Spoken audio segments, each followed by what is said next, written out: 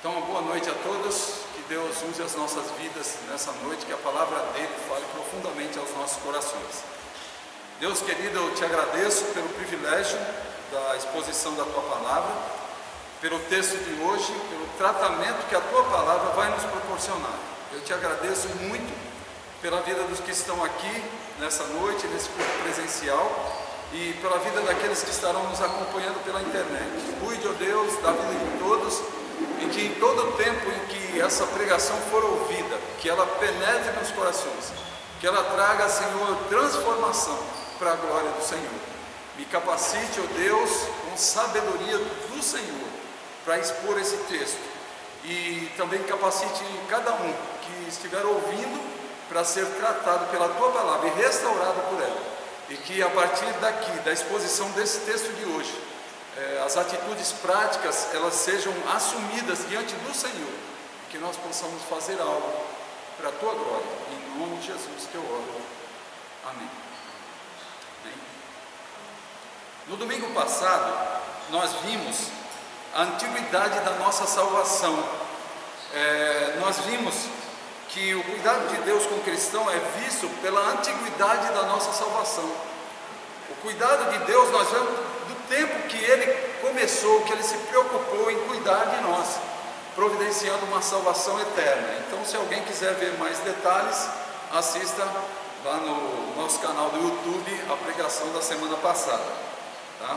E eu quero fazer até uma interligação com o texto de hoje, né?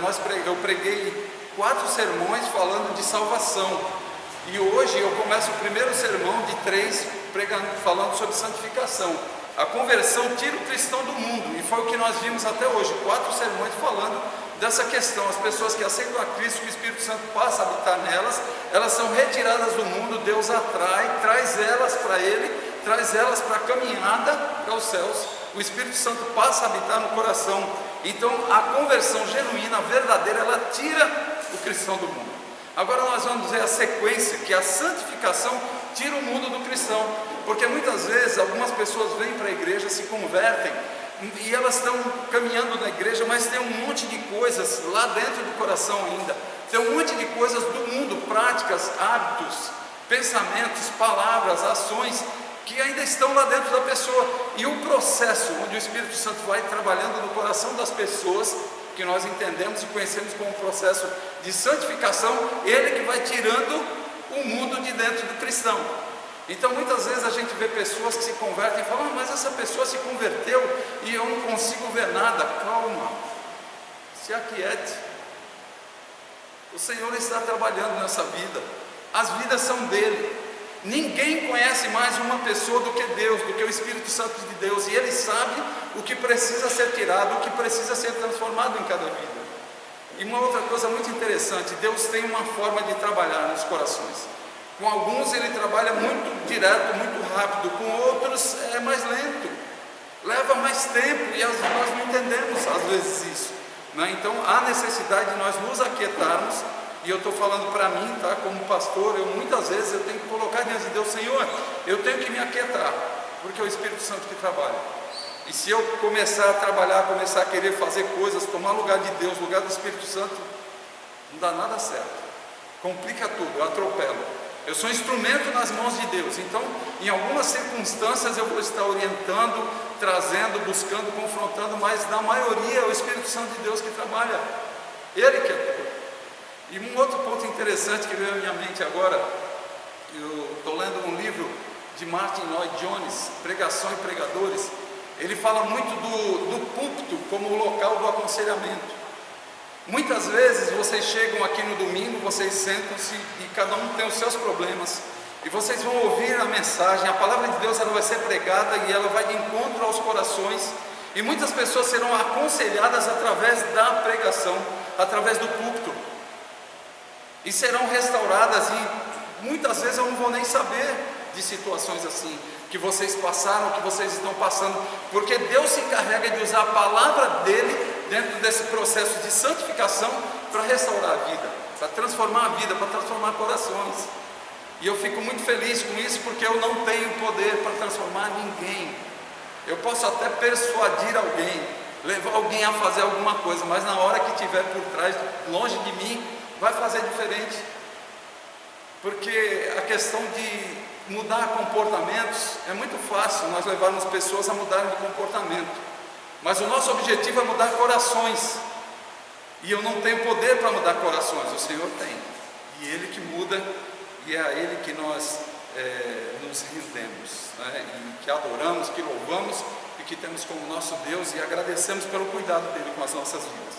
O nosso tema de hoje: os salvos devem viver em santidade. Eu falei para vocês, 4 sermões, falei de salvação, e a partir de hoje eu vou falar sobre a questão da santidade, da santificação, ok? Deus nos salvou. O nosso texto da pregação de hoje é 1 Pedro capítulo 1, versículos 13 a 16, 13, 14, 15, 16, 4 versículos nós veremos hoje. Deus nos salvou para a santidade, salvou-nos do pecado e não no pecado, tá? Para a santidade, eu quero deixar bem claro isso, essa questão, né, que os salvos devem viver em santidade. Santidade, a ideia que a gente tem por trás dessa palavra, Ele nos chamou para sermos santos, e vocês vão ver no texto, no último texto, nas últimas palavras do texto que nós vamos ver hoje, no versículo 16, nós vamos ver essa questão de ser santo. A ideia de ser santo é ser separado para o serviço de Deus. Então, os salvos devem viver separados para o serviço de Deus. Essa é a ideia que tem que estar aqui. E muitas vezes nós achamos que viver separado para o serviço de Deus é só a hora que a gente vem aqui na igreja, ou é só a hora que a gente pega a Bíblia, ou é só a hora que faz a devocional. Não, é o tempo todo. Eu vou falar mais dentro da exposição. Deus salvou-nos das paixões e futilidades da vida, e não para vivermos outra vez nessas práticas. As práticas que tínhamos lá atrás, elas ficaram lá atrás, não é para viver novamente lá. Aqueles que tiveram um encontro com Deus receberam uma nova vida e devem viver em novidade de vida, todos os dias, conseguindo superar uma série de coisas, uma série de problemas, uma série de pecados, porque o Espírito Santo habita aqui dentro, e Ele habitando aqui, Ele vai me capacitando dia a dia para eu viver em novidade de vida. É legal esse termo, eu gosto. Viver em novidade de vida. Todos os dias, quando você acorda, você olha assim: nossa, que sol bonito, que dia bonito. E a Bíblia diz: alegremos-nos e regozijemos-nos nesse dia, porque esse dia foi o dia que Deus preparou para nós. E aí nós iniciamos um dia novo, em novidade, coisas novas. Vai vir um monte de situações, vão vir, elas vão vir. Mas nós estamos aqui, o Espírito Santo habitando aqui dentro, e eu estou conseguindo viver dentro desse processo de santificação. Após louvar a Deus pelas bênçãos da salvação, o apóstolo Pedro, ele relaciona aqui salvação e santidade. Pedro volta a atenção dele para as implicações da salvação, tá? Em virtude do que Deus fez por nós devemos viver de modo digno da nossa vocação. Nós devemos viver de modo digno do chamado de Deus. Ele nos chamou, então nós devemos viver de modo digno. Essa é uma mensagem bem direta para aqueles que já nasceram de novo. Quem não nasceu de novo não entende o que é viver em santidade, precisa se converter, e talvez Deus, se tem alguém nessa condição, Deus trouxe aqui para ouvir a palavra dele, e seja o início de uma caminhada. Nós vamos ver nessa noite que os salvos devem viver em santidade. Os salvos devem viver em santidade é o lema de quem aceitou a Cristo de verdade, tá? Essa ideia de viver em santidade tem que ser estilo de vida. Viver mudando constantemente lá de dentro é estilo de vida, tá? Tem que ser todos os dias, não é algumas vezes, é sempre. Quantas vezes eu coloco a minha vida diante de Deus e eu falo: Senhor, hoje mesmo eu aproveito quando eu estou caminhando para orar, e aí eu faço um período mais longo de oração, uma caminhada mais longa, e hoje eu estava caminhando, e eu lembro bem que eu estava falando para Deus: Senhor, eu tenho experimentado mudanças na minha vida, mas eu quero mais, Senhor. Eu creio que tem mais coisas que precisam ser mudadas na minha vida, e eu estou aqui, Senhor, para que o Senhor mude. Gente, isso é fantástico. Você chegar a um nível, não que eu seja melhor que ninguém, não é isso, tá? Não estou querendo aqui me colocar acima de ninguém, mas você chega num nível em que, Senhor, eu estou sentindo que o Senhor está tratando, Senhor, está doendo de vez em quando, mas eu quero que o Senhor trate mais, Senhor. Eu estou aqui à tua disposição para que o Senhor cuide de mim. Então, os salvos devem viver em santidade, é o lema de quem aceitou a Cristo de verdade. Então isso aí a gente tem que ter isso na mente sempre, que os salvos devem viver em santidade, é o tema da nossa pregação de hoje. Nós vamos ver os cuidados para manter o lema de quem aceitou a Cristo como seu Salvador de verdade. Nós vamos ver 3 cuidados nessa noite. Inicialmente, o primeiro cuidado é a preparação para a santidade, dentro desse trecho de 1 Pedro capítulo 1, versículo 13. Portanto, estejam com a mente preparada, prontos para agir. Estejam alertas e coloquem toda a esperança na graça que lhes será dada quando Jesus Cristo for revelado. Eu vou pegar nesse tópico, esse versículo, e eu vou destrinchar ele, para que a gente entenda bem essa questão dessa preparação para a santidade, ok? A santificação é um processo que começa na conversão, quando aceitamos a Cristo, e vai terminar na glorificação, quando nós chegarmos diante de Deus na eternidade. Nessa jornada, tem 3 atitudes que nós vamos ver hoje, específicas, que precisam ser tomadas. A primeira atitude está dentro desse versículo aí, eu não vou sair desse versículo, tá? A primeira atitude que nós vamos ver hoje, esteja com a mente preparada. Tá? Essa parte destacada em azul maior aí do versículo. Portanto, estejam com a mente preparada. Só até aí, tá? Só esse pedacinho, ok? Na antiguidade, quando a ideia de estar com a mente preparada, quando foi escrito, quando Pedro escreveu aqui, era necessário amarrar as vestes, pois o vento levantava facilmente. As vestes, porque os homens não usavam calça comprida como nós usamos hoje. As vestes eram diferentes. As vestes a das mulheres era o famoso tubinho, esse vestido que entra inteiriço, e dos homens era como se fosse aquele roupão de saída de banho que eles amarravam para facilitar para o trabalho. Tá? Essas eram as vestes. Então, constantemente, eles precisavam amarrar essas vestes. Do contrário, elas iam atrapalhar o trabalho e dificultar quando eles estavam em batalha também, se não fosse bem ajustadinha. Por isso, eles prendiam as pontas das vestes com cintos. Imagine só, hoje nós vamos fazer alguma coisa mais, os homens, não, põe um shorts, põe uma bermuda, dá aquela preparada, fica mais fácil. Não, naquela época, ou estava nu ou estava com as vestes amarradas, era a ideia, tá? Nós somos facilmente atrapalhados no trabalho e na vida por ideias que surgem como vento, tá? O que Pedro está dizendo aqui é: não permita que qualquer coisa atrapalhe o seu entendimento, tá? Deu vento, então é a mesma ideia que ele tinha de estar cingido, de estar preparado. Estar com a mente preparada significa pensar em algo e tirar as conclusões apropriadas. Em outras palavras, tendo em mente o que foi dito, tire implicações para a vida. Diante dessa verdade, o que eu vou fazer? A caminhada, ela deve, sempre nós temos que ter em mente isso. Diante dessa verdade, o que eu vou fazer? Ou o que eu não vou fazer? Então, essa atitude é importantíssima, estar com a mente preparada o tempo todo. Quem busca a santificação não pode se distrair com muitas preocupações e pensamentos tolos, porque eles são assim, de monte. Você já experimentou quando você muitas vezes, você separa um tempo para orar? Você começa a orar. Aí eu tenho que orar por isso, por aquilo. Você começa a orar, daqui a pouco para onde é que a tua mente vai?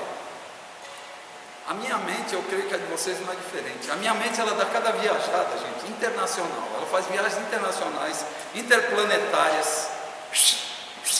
Vai embora. Então nós precisamos estar com as nossas mentes preparadas. Sua mente deve estar firmada na palavra de Deus para compreender os princípios divinos.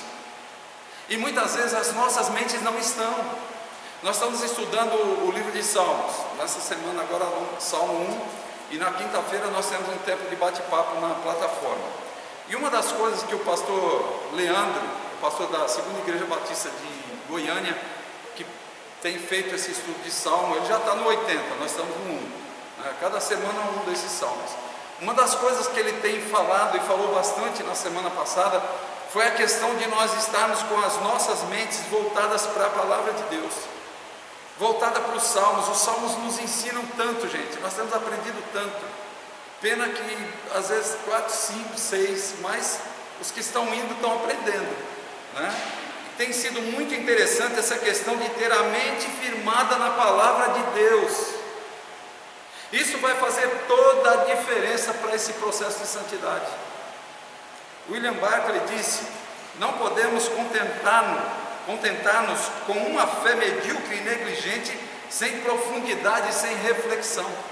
A nossa fé, ela deve ter profundidade e reflexão que venham daqui, da palavra de Deus, da Bíblia. Senão você não terá vida cristã, eu não terei vida cristã, nós não caminharemos da forma correta, o processo de santificação será um processo falho, porque o Espírito Santo vai estar trabalhando aqui dentro, mas o Espírito Santo trabalha aqui e Deus usa a palavra dele para ir nos moldando, nos tratando, e quando nós temos distância da palavra, a coisa fica, é triste.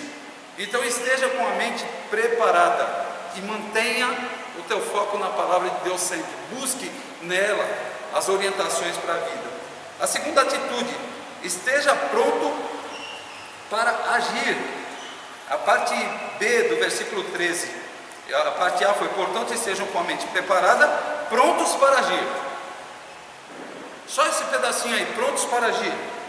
Essa exortação foi repetida 3 vezes nessa carta: estar prontos para agir. Aqui nesse texto, capítulo 4, versículo 7, capítulo 5, versículo 8, novamente ele fala essas 3 vezes: estarmos prontos para agir. A palavra significa que ter domínio próprio, nefontes, especialmente com relação à bebida alcoólica, tá? Era o uso dessa palavra. É uma exortação dirigida contra qualquer tipo de embriaguez por álcool, ou de modo geral, contra qualquer tipo de êxtase dos sentidos. Ser pronto para agir é estar no pleno domínio de sua capacidade racional. Aqueles que vivem embriagados não têm mente disposta para Deus. A Bíblia não proíbe beber, a Bíblia proíbe se embriagar. Em Efésios você vê lá no capítulo 5, não vos embriagueis com vinho, tá? Então uma cabeça cheia de álcool não tem mente disposta para Deus. Também significa ser calmo, estável, controlado, aquele que pondera as coisas, livre de precipitações que causam confusão, como se estivesse embriagado. Essa é a ideia aqui: esteja pronto para agir, não esteja no meio do caminho. A atitude de quem está no juízo perfeito, sabendo o que fala e o que faz. Na linguagem aqui do Nordeste, né? Aquele que não vive cheio de indaga, né? Cheio de, já viu? O pessoal do Sul que vai estar ouvindo a gente aí não sabe o que é um camarada cheio de indaga, ou uma mulher cheia de indaga. É complicado. Eu já vi situações, vi uma situação específica que eu nunca vou esquecer, de um filho chapadão, e a mãe gritando com ele: você para com essa indaga! E eu olhando assim, ele está bêbado. Mas era aquela falação, aquela coisa descontrolada. Essa é a ideia que nós temos aqui. Então, as 3 atitudes que nós precisamos tomar: estar com a mente preparada, pronto para agir, sem indaga. Em terceiro lugar, coloque sua esperança na graça, parte C do versículo, tá? Estejam alertas e coloquem toda a esperança na graça que lhes será dada quando Jesus Cristo for revelado. Diante das perseguições e dos sofrimentos, essa carta foi escrita num contexto de perseguição e sofrimento pelos quais os cristãos estavam passando naqueles dias. Pedro os encoraja a olharem para frente, tá? Coloca a esperança na graça, esperança olhando lá para frente, tá? a recompensa futura que viria pela segunda vinda de Cristo, para a glória que os aguardava, a plenitude da sua salvação. O que nos dá esperança é a graça que está vindo ao nosso encontro, é essa vinda de Cristo. O mundo está terrível, as coisas estão horríveis, cada dia que passa nós sentimos tristeza, angústia de ver o mundo como está, mas nós temos essa esperança, que Cristo vai voltar, e só Ele para dar um jeito nesse mundo, e vai nos tirar daqui. O salvo olha para o passado, nós olhamos para o passado e vemos a cruz, né? Onde os nossos pecados foram cancelados. Olhamos para o futuro e encontramos a graça que está sendo preparada através da segunda vinda de Cristo. Na cruz nós somos justificados, na segunda vinda, quando Cristo voltar, nós seremos glorificados. Entre a cruz e a coroa, entre o sofrimento do Calvário e a glória da volta de Cristo, devemos aguardar inteiramente na graça que teremos na segunda vinda de Cristo. Quando os dias estiverem difíceis, devemos olhar para o alto, pois as estrelas sempre aparecem em meio à escuridão. Quando tudo está muito escuro, quando parece que não tem esperança, e nós olhamos e às vezes é no meio daquela escuridão que aparece uma estrela ou outra, e que muitas vezes nós temos esperança e força para continuarmos, porque o cristão vive na esperança, que consegue suportar as provas e os sofrimentos dessa vida, pois sabe que nós estamos caminhando para a glória. A nossa vida aqui é passageira, a nossa vida não será eterna aqui nessa terra. Nos 3 versículos seguintes que nós vamos ver agora, Pedro adverte os cristãos a evitarem a conformidade com o mundo, convida eles a lutarem pela santidade. Ele finaliza o texto de hoje com uma citação do Antigo Testamento que nós vamos ver daqui a pouco, uma advertência, uma exortação e uma confirmação. A grande verdade que nós estamos vendo hoje é que os salvos devem viver em santidade, e isso é um lema de quem aceitou a Cristo de verdade. Vimos o primeiro cuidado, a preparação para a santidade, tudo isso que eu falei até agora, e agora eu vou para o segundo ponto dessa exposição. O segundo cuidado, o perigo para o exercício da santidade. Versículo 14, nós vamos ver agora. Como filhos obedientes, não se deixem amoldar pelos maus desejos de outrora, quando viviam na ignorância. Aqui nós temos uma advertência. Esse trecho é muito interessante, é um versículo simples, mas para mim é um versículo de uma profundidade tremenda, e vocês vão ver isso, com palavras simples, mas muito profundas. Aqui nós temos uma advertência, como filhos obedientes. É uma forma de linguagem semita. Os hebreus utilizavam essa forma de linguagem. Significa algo como pessoas que são cunhadas integralmente pela obediência. A obediência faz parte da vida do cristão, ela deve fazer. Nós somos salvos para a obediência, por isso os salvos são filhos obedientes. Você já viu um filho obediente, uma filha obediente? Quando você olha para um filho obediente, para uma filha obediente, olha para o pai e olha para a mãe, que você vê a alegria do pai e da mãe.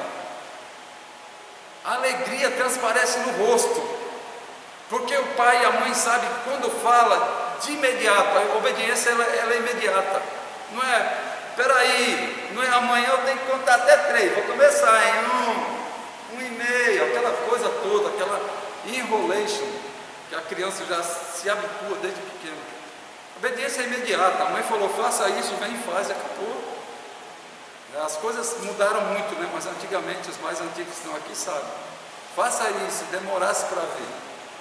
Acho que tem alguém aqui daquele tempo, você vai lá na padaria, vai lá buscar o pão. Eu vou cuspir aqui no chão. Se quando você voltar tiver seco, você vai ver o que vai lhe acontecer. E eu saía desesperado, pedindo a Deus que aquele chão não secasse, para eu voltar logo. Então, o que os mais antigos queriam dizer com isso é que a ideia, a ordem, vá fazer isso, era para ir fazer e voltar, não era para ficar indo para lá, para não sei para onde, fazendo quando queria. Então era uma obediência que tinha umas formas, né? Quantas vezes eu vinha correndo para ver se o cuspo tinha secado. A motivação não era muito legal, mas Alguns de vocês viveram isso. Então era muito interessante essa loucura aí, essa forma de demonstrar obediência. Então nós somos salvos para a obediência, por isso os salvos são filhos obedientes. Como os filhos herdam a natureza do Pai, precisamos viver em santidade, pois nosso Pai é santo, Deus é santo. E como filho deles, nós devemos ter essa postura também. Como filhos obedientes, não podemos voltar nem cair nas mesmas práticas indecentes que marcaram nossa conduta no passado, quando nós vivíamos prisioneiros do pecado. Um versículo aqui que eu utilizei, que veio à minha mente, bem interessante, Efésios capítulo 4, versículo 17. Paulo escrevendo aos Efésios: assim eu lhes digo, e no Senhor insisto, que não vivam mais como os gentios, que vivem na inutilidade dos seus pensamentos. Eles estão obscurecidos no entendimento e separados da vida de Deus por causa da ignorância em que estão, devido ao endurecimento do seu coração. Tendo perdido toda a sensibilidade, eles se entregaram à depravação, cometendo com avidez toda espécie de impureza. A ideia aqui é para não voltar a essas práticas. E aí ele fala: não vivam mais como gentios, que vivem. O livro de Efésios dá a ideia que andavam o tempo todo na inutilidade dos pensamentos, obscurecidos, separados. Versículo 19: tendo perdido toda a sensibilidade, se entregaram à depravação. A ideia aqui é que eles ficaram calejados, cessaram de sentir dor, se tornaram apáticos.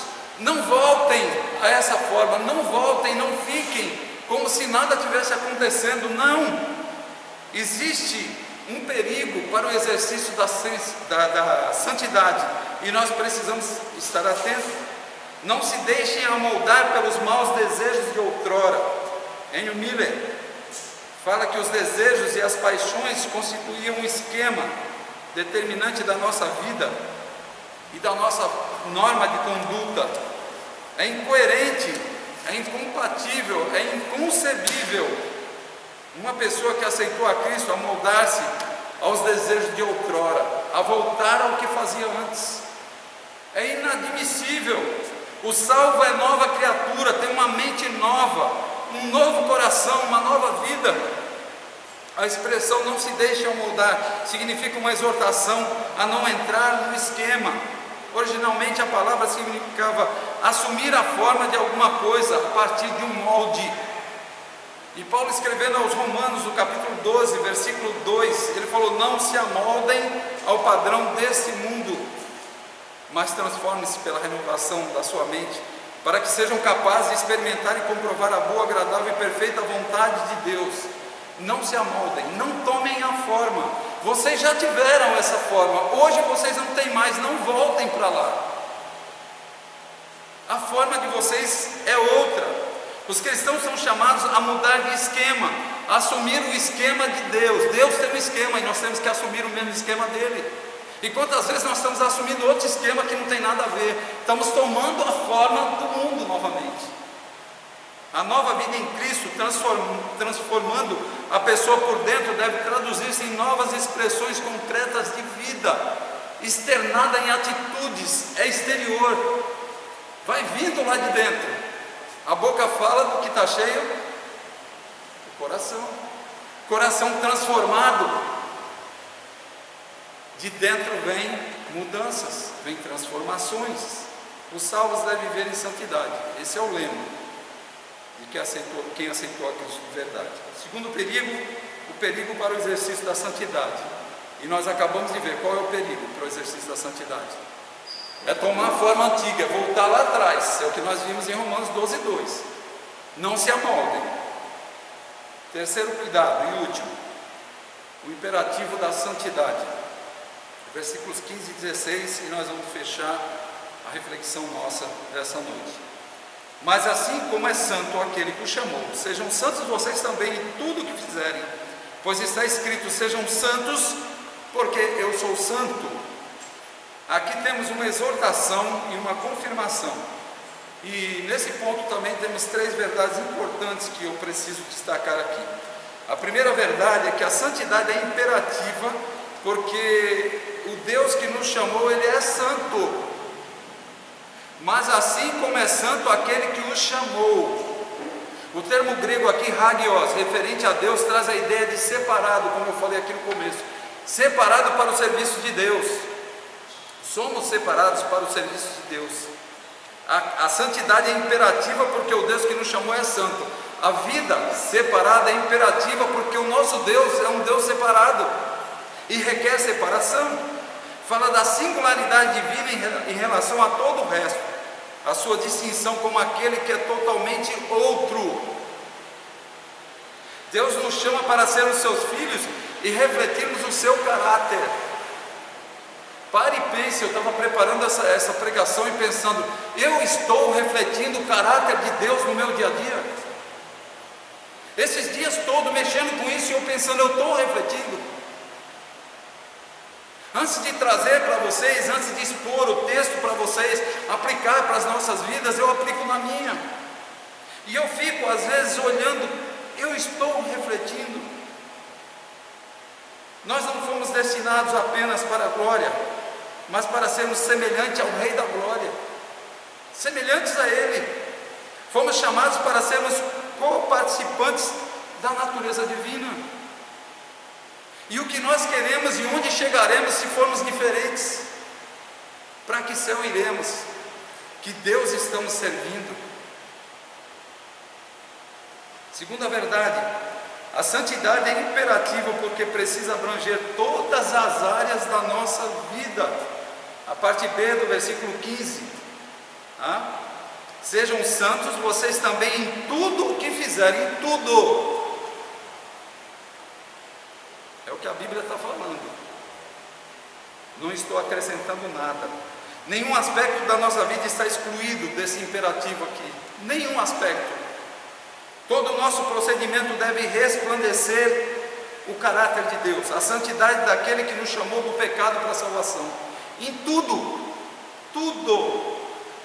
Tornar-se santo da ideia de separado, em distinção ao profano, e separação na área ética e moral, ou seja, em tudo que fizermos. E aí de repente algumas coisas eu faço, mas eu estou no processo ainda de santificação, né? Deus vai entender. Se você está vendo e pensando assim, falando assim, você já precisa dar um break aí, porque você sabe o que você está fazendo. Se você está falando que Deus vai entender, você tem consciência de que está errado. Então mude. A santidade é imperativa porque precisa abranger todas as áreas das nossas vidas. E eu quero pegar aqui, dar uma pinçada num pontozinho aqui, pais presentes aqui, mães presentes. Os nossos filhos estão nos observando em tudo. Em tudo. Eu fui uma vez confrontado pela minha filha e ela falou para mim assim: vocês me disciplinam. E quem que disciplina vocês? Eles têm tudo na mente, a forma de de cercar a gente. Quem disciplina vocês? Falei, o Senhor disciplina, e a disciplina dele é dura. Tem horas que a disciplina do Senhor não é fácil não. Não é fácil. A gente sofre e sofre muito. A terceira verdade, a santidade é imperativa porque é uma clara exigência das Escrituras. Versículo 16: pois está escrito, sejam santos porque eu sou santo. Pedro citou aqui Levíticos 11, 44, os escritos de Moisés, para sustentar o seu argumento: sejam santos porque eu sou santo. Pedro não baseia a exortação dele aqui nos seus próprios pensamentos, mas ele baseia na palavra de Deus. Warren Wiersbe argumentou o quê? Warren Wiersbe, eu falei que é um comentarista que eu gosto muito dele. Ele tem um comentário versículo por versículo da Bíblia inteirinha, de ponta a ponta. Eu gosto muito dele. E ele fala que a palavra revela a mente de Deus de modo que devemos aprendê-la. Revela o coração de Deus de modo que devemos amá-la. E revela a vontade de Deus de modo que devemos obedecê-la. Aprendê-la, amá-la, obedecê-la. Pontos importantíssimos. O ser como um todo, a mente, o coração e a vontade, precisa ser controlado pela palavra de Deus. Quando somos controlados pela palavra de Deus, a nossa vida é outra, completamente diferente. As pessoas olham para nós e elas veem diferença, e elas querem saber por que você era assim e você não é mais, o que aconteceu. Elas se interessam, porque a leitura que elas estão fazendo é de algo diferente, algo que mudou, porque tem os efeitos da palavra de Deus. Não é os efeitos do que o pastor fala, não é os efeitos do que o pastor manda, não é nada disso, são efeitos da palavra. O que eu estou falando para vocês aqui, eu estou expondo a palavra de Deus para vocês, e eu estou tratando vocês com a palavra de Deus, e eu estou tratando a mim também, eu sou tratado por ela. Os salvos devem viver em santidade. Esse deve ser o lema de quem aceitou a Cristo de verdade.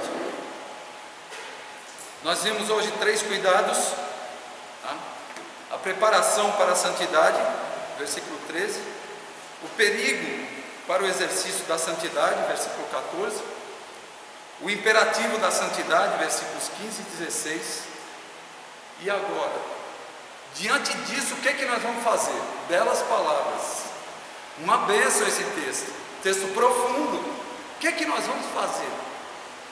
O que é que você está pensando em fazer aí? Eu te pergunto. Eu parei para pensar e eu vou trazer algumas propostas para vocês. Em primeiro lugar, atenção com os perigos para o exercício da santidade. Cuidado com os perigos para o exercício da santidade, tá? Ele falou no versículo 14, como filhos obedientes. Pense que muitas vezes você quer a obediência dos filhos, agora como filhos obedientes ao Senhor, não viver mais como gentios, como aqueles que não têm Deus, mudar de esquema, assumir o esquema de Deus. Qual é o teu esquema hoje? É o esquema de Deus? É a forma que Deus ensina aqui nas Escrituras? Se não é, tem que mudar. Dentro do processo de santificação, de ser cada dia mais parecido com o Filho de Deus, o nosso padrão é aqui, o nosso manual é aqui. Eu estou falando e deixando muito bem claro, não é o que o pastor fala, não é o que o pastor está mandando, é o que a Bíblia fala. E eu estou tirando da Bíblia para passar para vocês, para passar para mim, porque se eu não viver, que leitura vocês vão fazer? Atenção com os perigos do exercício da santidade. Segundo, valorização da vida separada para o serviço de Deus nas 24 horas do dia, não só quando nós estamos na igreja. Que tem gente que parece que quando eu vou para a igreja e se prepara, eu sempre falo aqui, o pessoal dá risada, veste roupa de crente, pega a Bíblia, põe debaixo do braço, aí no domingo sai, sacode, bate toda a poeira da Bíblia e põe ela e eu estou indo para a igreja. Valorização da vida separada para o serviço de Deus nas 24 horas. Eu sou crente de manhã, de tarde, de noite, quando eu deito, quando eu levanto, quando eu vou no mercado, quando eu estou em casa, quando eu estou na rua, quando eu estou deitado. Em todo tempo eu sou um crente, eu sou separado para o serviço de Deus. Avalie como você tem caminhado. E é você e Deus, é o que eu falei para vocês. Hoje eu caminhando e falei, Senhor, o que é que precisa mais ser mudado, Senhor, em mim? O que precisa? E quantas vezes eu falo com Deus o que precisa ser mudado com lágrimas, porque eu sei quem eu sou, eu sei como eu sou falho, eu sei como eu sou pecador. Todos nós somos, e nós temos uma propensão enorme para sermos servos do Senhor, separados para o serviço de Deus em alguns momentos, não em todos. E tem uns que ainda dizem, eu sou crente, mas não mexe comigo não, que meu braço não é.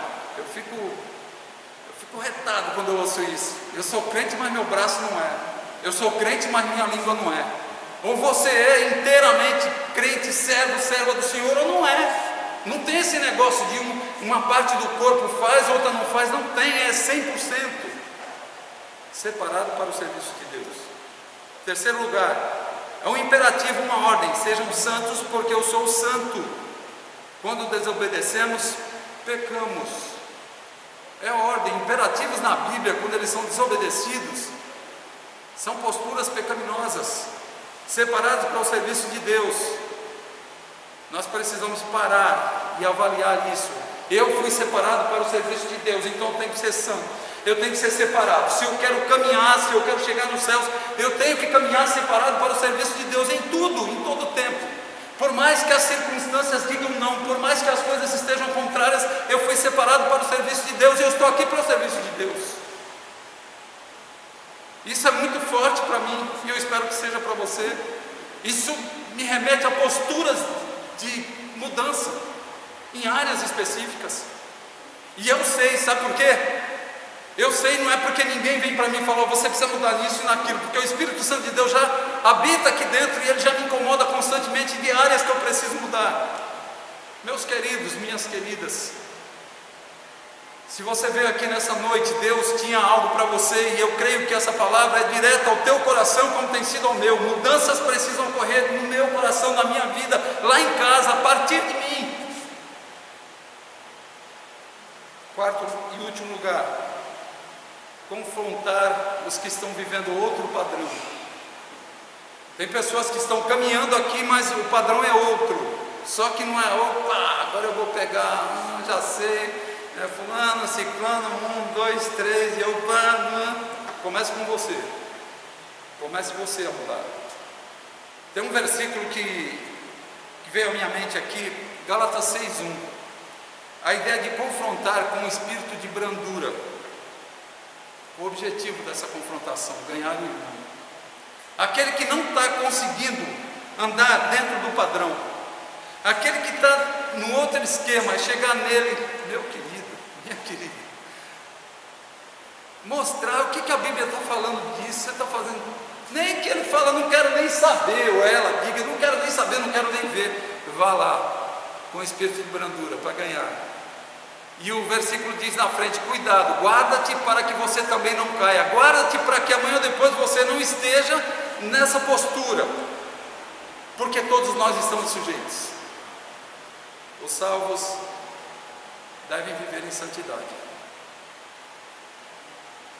É o lema de quem aceitou a Cristo de verdade.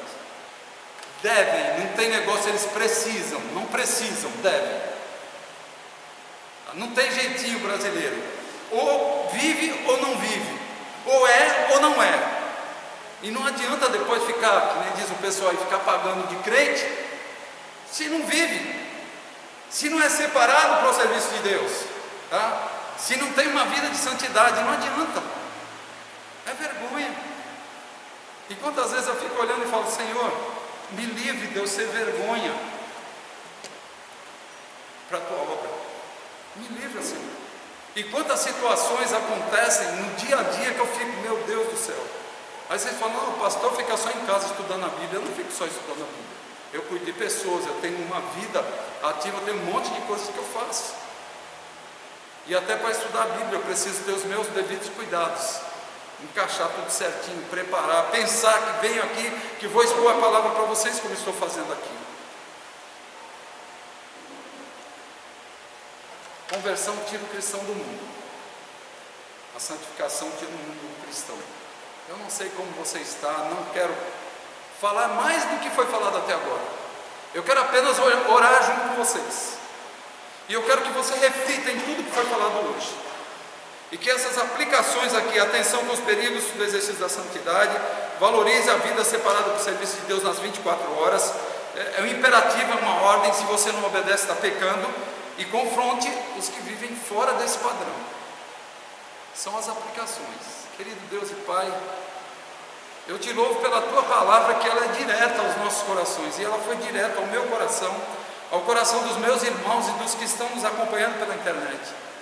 E eu clamo ao Senhor que haja em corações, que haja em vidas, ó Deus, e que realmente, ó Deus, nós experimentemos a verdadeira conversão que nos tira do mundo, Pai, e que experimentemos agora, tirados do mundo, a santificação, que é o mundo sendo tirado de dentro dos nossos corações. Ajude cada um aqui, Pai. Eu sei que cada um tem as suas lutas, as suas dificuldades. Eu sei que a semana muitas vezes não é fácil, talvez não foi fácil para alguns, não será fácil, já estão antevendo a próxima semana, preocupados, mas o Senhor é um Deus todo-poderoso. O Senhor está no controle de todas as coisas. E o Senhor, ó Deus, é um Deus que tem buscado, tem trazido, tem arrastado, tem salvado, tem eleito pessoas e tem trazido, Pai, para a caminhada para os céus. E nós entendemos através da tua palavra que os salvos devem viver em santidade. E que realmente essa seja a leitura que as pessoas façam das nossas vidas. Olhando para nós, vejam pessoas que vivem em santidade, que estão no processo de separados para o serviço de Deus, sendo moldados a cada dia.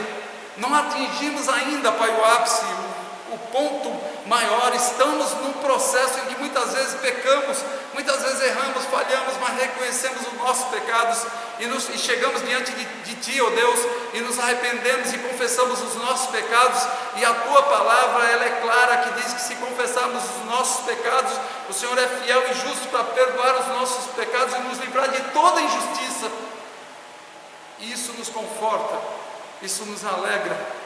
E eu encerro a exposição desse trecho de hoje, agradecido ao Senhor, pelo Teu Espírito Santo que habita nos nossos corações e está trabalhando constantemente nesse processo de santificação, nos tornando cada dia mais parecido com Teu Filho. Muito obrigado, Deus, pela Tua palavra. Muito obrigado pelas riquezas que encontramos, pelo quanto crescemos através da Tua palavra. Em nome de Jesus eu oro agradecido. Amém. Que Deus nos abençoe e na próxima semana que estejamos aqui novamente para ouvirmos a palavra de Deus e sermos tratados por ela. Uma boa semana a todos.